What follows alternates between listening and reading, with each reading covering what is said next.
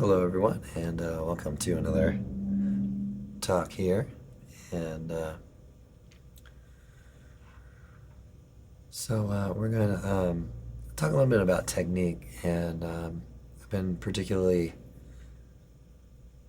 interested or thinking about this recently because of just the overall lack of practice in the last few weeks. And so, kind of thinking about um,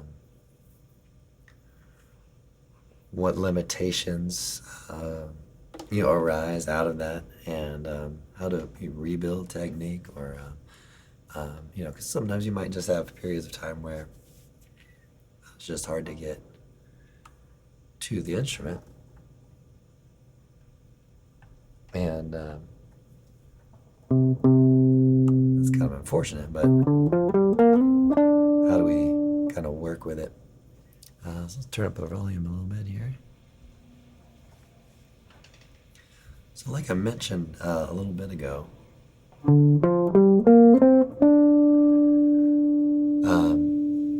knowing limitations at any one given time, especially when performing, and maybe getting paid perhaps to play, or just generally to play in front of an audience, it's important to be aware of what your limitations are. And warming up can be a good part of realizing what that is, kind of beforehand. Because sometimes you play a lot, and especially if you perform a lot for long stretches and are doing it often, um, things can really kind of fall into place very easily. But if you have some time that you just kind of can't get to the instrument, or you're on vacation or something, then that situation can be a little bit different. So that's what we're talking about here. All right, so when playing,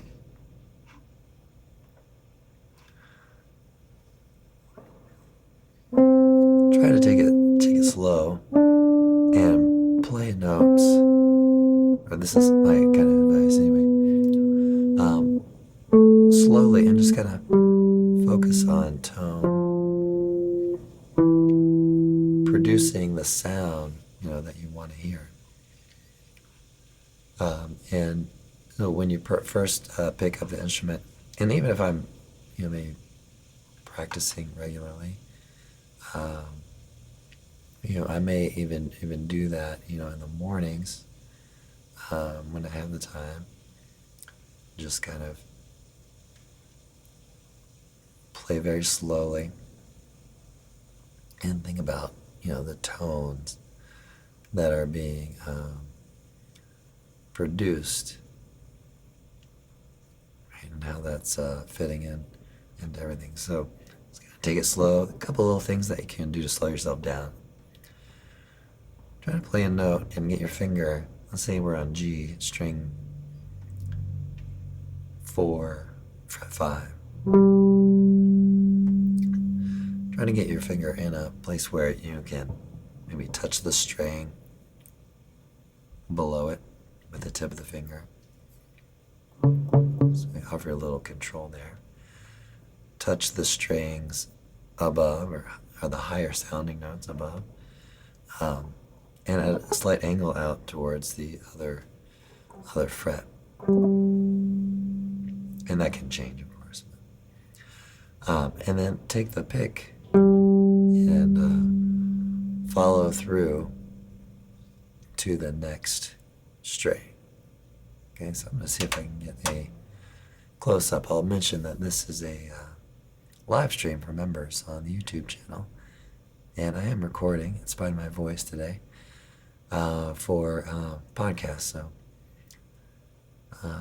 So we'll have that too. So let me get this set up here, and kind of a close-up of the hand here.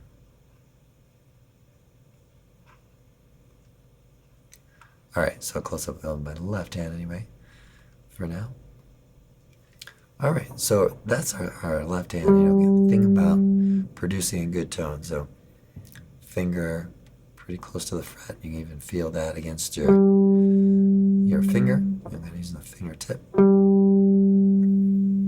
And the first finger especially can really take on a lot of responsibility for controlling unwanted sounds and open strings. So get the finger on some of those other strings. So right now I've had my finger on string 4, but I'm really controlling 5 strings, really 5 out of the 6 strings.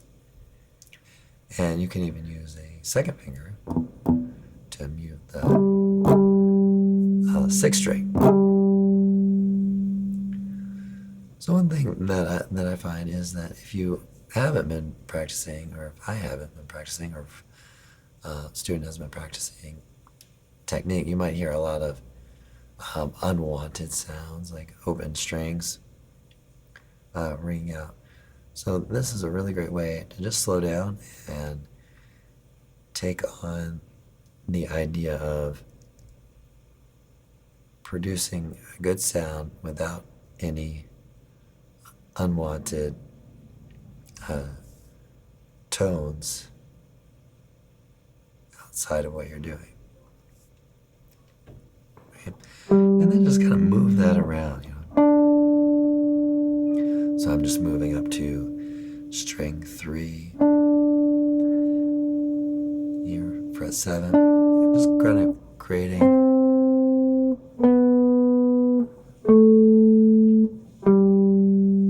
the best tone that I can think that I can do. And let's bring our picking hand into the picture.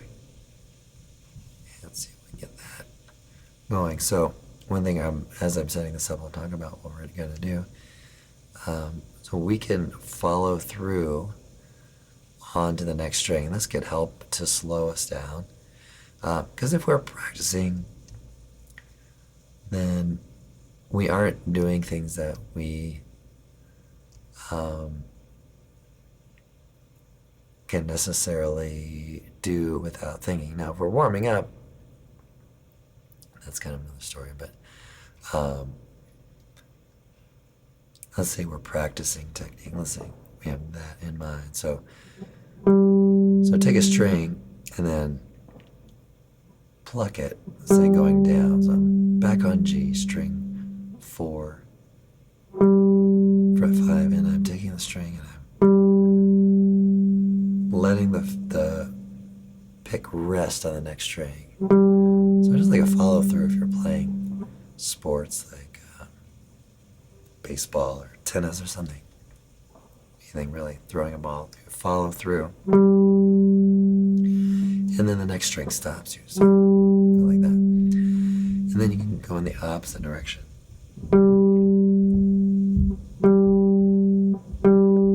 Okay, so let's say we go kind of back and forth slowly, right? And think about the angle of the pick. Okay. And then you might start to speed things up a little bit.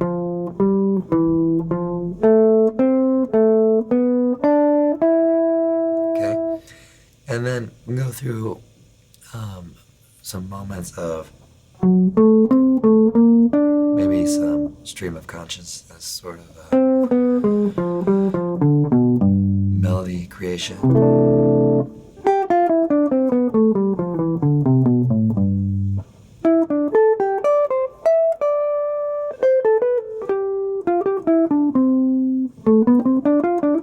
So right now I'm just kind of at C.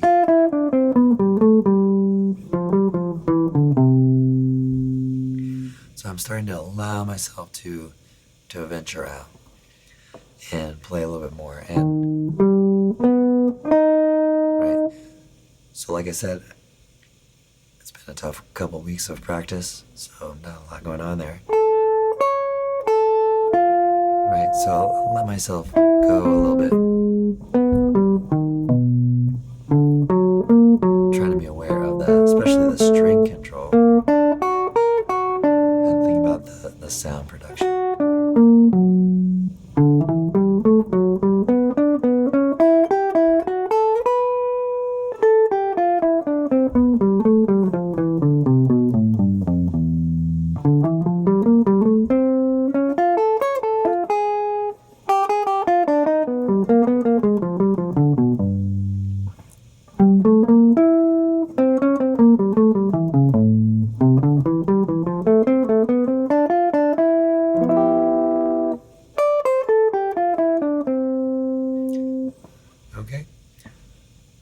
So we talked about that. Now we can think about start maybe playing around with a tune or something.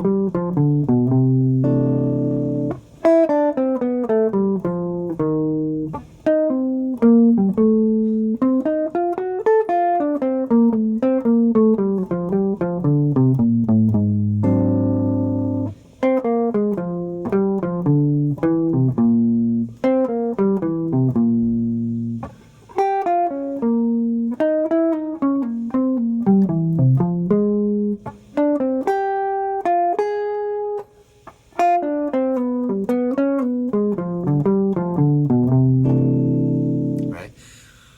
So there I'm playing really slowly. And I'm starting to feel, what my current, let's see, fluidity is, right? So I think I would say, and I'm not, now I'm just kind of talking out of experience and just sort of coming up with ideas, but in any given day, you might have an upper limit, to what level of fluidity you might have. So, I titled this Fluidity with Technique. And so, where that happens, I think, is somewhat dependent on probably a lot of factors. But, if you've been practicing 3-5 hours a day for years, then that upper limit might be pretty high. And you might get there by warming up fairly quickly, or maybe within an hour or two or something. But if you don't have that history, your upper limit might be a little bit lower. And then other factors too. So,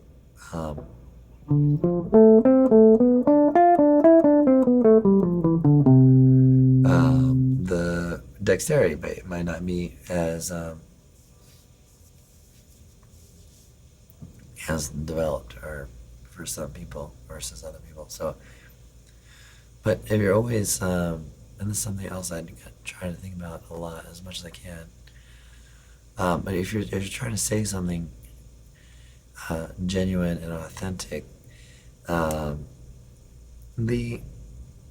amount of notes that you play, or how fast a passage you can play, or how many 16th notes you can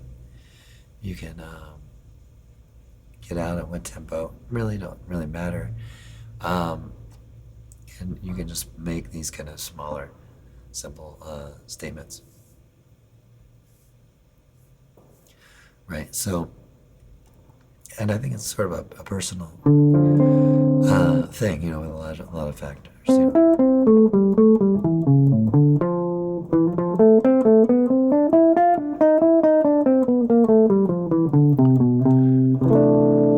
But if we follow some good practices with our technique, and we follow some guidance, then we will find that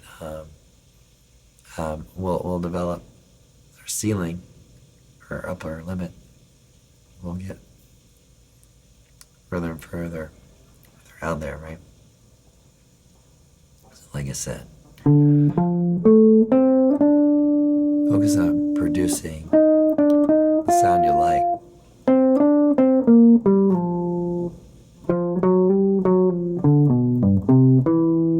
Right? So what kind of sound do you want to hear? And what's the best sound you can get out of any given guitar, right? So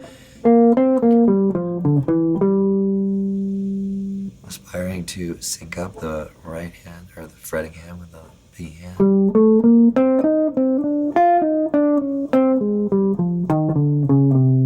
Right, have you develop the alternate picking, which I would say is completely crucial to play. Maybe I'm wrong, I don't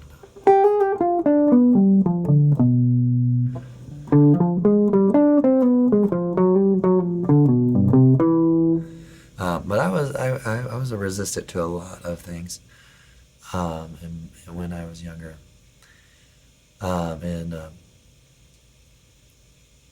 people like real good musicians would tell me some things, and I was always very skeptical. But I guess fortunately, I kept recalling those things that they said, and just kind of kept finding evidence that maybe they were right. So, so now, as a kind of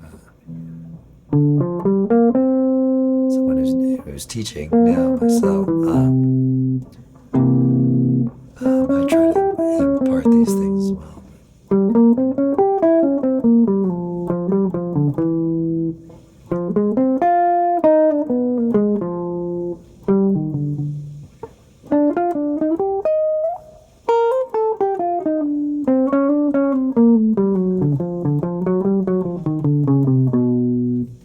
Okay, now holding the pick, there are a lot of things there, a lot of things going on there.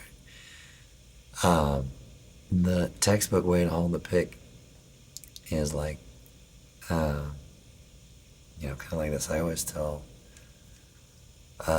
students to point the finger out, pointer finger straight out, thumb up, keep the hand in position, and then point your fingertip back towards yourself. Take one of the tips of the pick anyway, place on the side, and then clamp it down. So that's really like the textbook way. You see that in all the method books. And I think that is really the strongest transfer of power. So that's something that I'm working to use that more often as I can. But there are other ways to hold the pick. So using the fingertip is nice, or taking it off the side of the finger and using a little bit more of the underside of the finger can be nice as well, because your finger, I think, when you're pointing at something, you're thinking about something. You say, okay, that's there. So when we point our finger at the string, it's kind of nice because it's like, oh, that string is right there. My finger's pointing at it. So I do like to pick that way. But I do think there are some disadvantages to that. I think you lose a little bit of string control because your palm's not as close to the strings. I think you lose a little bit of power, or maybe a lot of power transferred from the pick to the string.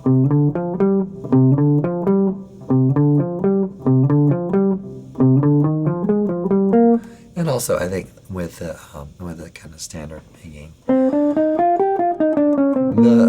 the pick naturally kind of takes on a little bit of an angle, which helps the pick to glide across the string with a more minimal amount of surface area.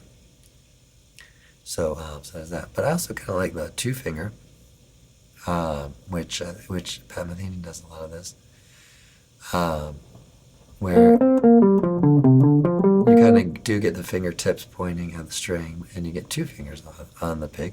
And So I think that may compensate a little bit for the power. But I do find that the string control does become a little bit of an issue for the lower notes.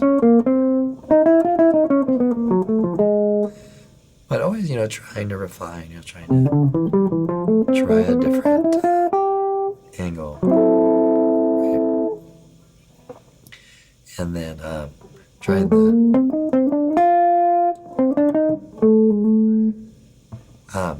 and then maybe on the flip side, like here.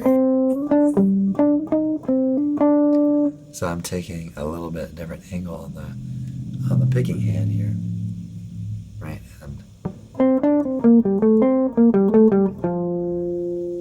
okay, kind of what I call the yo-yo, like yo-yo, palm up somewhat, and then you can start getting your palm to interact with the strings right near the bridge.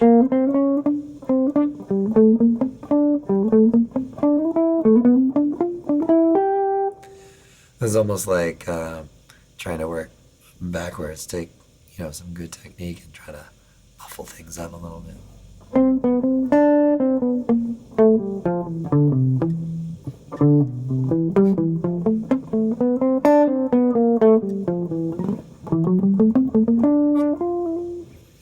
This is another little thing that I kind of like to do, which I think I got this from listening to Matheny, but take the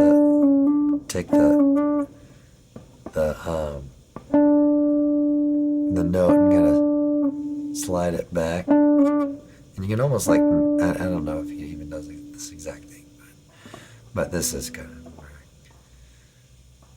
kind of think about emulating the sound. If you take it back to where of course you could take it behind the fret, right? But if you take it kind of to the fret that it's kind of what you're not supposed to do, right? Play here and you get this buzzing sort of sound.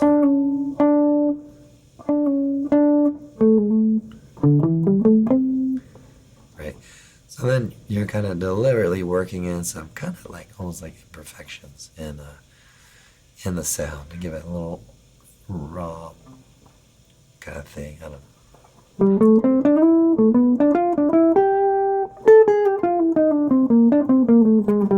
So those notes are fairly clean, maybe except for one, but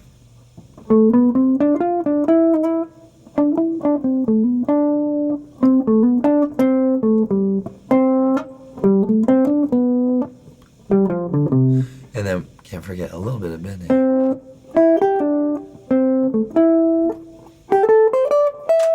Even if it's just a little bit, I can add a little something to it. All right, so everybody, thanks for checking this out. So I'm hoping next week is a better week as far as getting on live streams and everything. But I may do a member update today or maybe tomorrow because my voice is a little bit shot today. But anyway, thanks for checking this out. I really appreciate your membership to the channel, and hope you enjoy this. I think I forgot to hit record on the thing, so this might be a live stream only replay, but hope everybody has a great day and a great practice session, and hope you find this helpful.